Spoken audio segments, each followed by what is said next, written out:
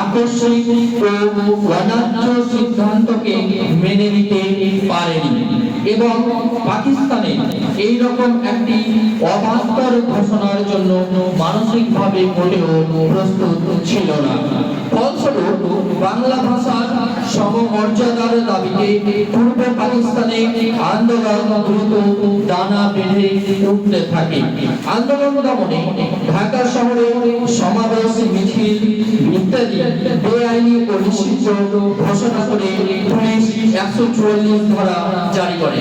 1972 সালে 21শে ফেব্রুয়ারি এই আদেশ অমান্য করে ঢাকা বিশ্ববিদ্যালয়ে বহু সংখ্যক ছাত্র ও প্রগতিশীল কিছু রাজনৈতিক কর্মী মিলে মিছিল শুরু করে।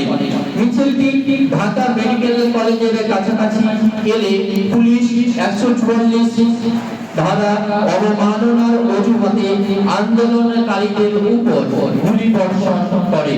গুলিতে নিহত হন রফিক, সালাম, বরকত সহ আরো অনেকে।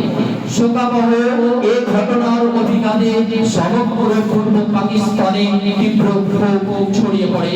ক্রমবর্ধমান গণ আন্দোলনের মুখে পাকিস্তানের কেন্দ্রীয় সরকার শেষ অবধি নতি স্বীকার করতে বাধ্য হয় এবং 1956 সালে বাংলা ভাষাকে পাকিস্তানের অন্যতম রাষ্ট্রভাষার স্বীকৃতি প্রদান করে।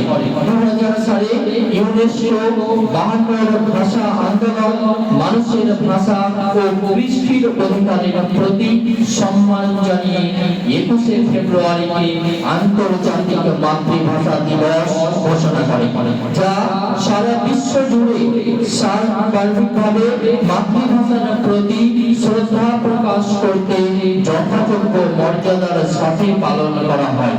1953 সাল থেকে প্রতি বছর 21শে ফেব্রুয়ারি তারিখে মহান ভাষা আন্দোলনের শহীদদের স্মৃতির গভীর শ্রদ্ধা জানানো হয়।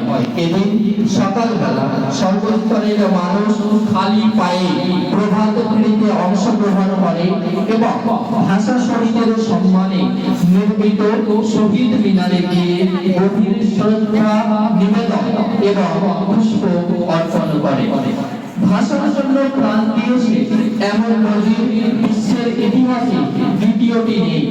মাতৃভাষার সম্মান রক্ষার্থে এতখানি আত্মত্যাগ বাঙালি ছাড়া আর কোন জাতিকে করতে হয়নি। ভাষা আন্দোলন বাঙালিকে দিয়েছে আপন সত্তা উন্মোচনের সুমহান মহিমা ও গৌরব। অসাম্প্রদায়িক গণচেতনার বলিষ্ঠ প্রকাশ ঘটেছে এদিনে। ভাষা শহীদের স্মৃতি রক্ষার লালিত প্রেমে দেশময় গড়ে উঠেছে শহীদ মিনার। 21 ফেব্রুয়ারি শুধু বাংলা ভাষাকে মর্যাদায় আসীন করার বিচ্ছিন্ন সংগ্রাম নয়, আত্মচেতনা সমৃদ্ধ জাতীয় জাগরণের উন্মেষ মুহূর্ত। শোষকের বিরুদ্ধে ন্যায়ের ও সংকীর্ণতার বিরুদ্ধে উদার মানসিকতার খণ্ডিত অধিকারের বিরুদ্ধে সামগ্রিক অধিকারের এবং অসুন্দরের বিরুদ্ধে সুন্দরের চিরন্তন সংগ্রামে স্মারক হলো অমর 21। 21 মানে মাথা নত না করা, অন্যায় ও শোষণের বিরুদ্ধে মাথা উঁচু করে প্রাণের দাবিকে ঘোষণা করাই হলো 21-এর অঙ্গীকার। বাঙালির স্বাধিকার সংগ্রাম ও বাঙালির চেতনার উন্মেষের ইতিহাসের সঙ্গে শহীদ দিবসের ইতিহাস সম্পৃক্ত। বাংলাদেশের স্বাধীনতা সংগ্রামের যে মূল প্রেরণা ও উদ্দীপনা, ভাষাগত জাতীয়তাবাদের যে অনুভাবনা, তার সূচনা 21শে ফেব্রুয়ারি চেতনা থেকে।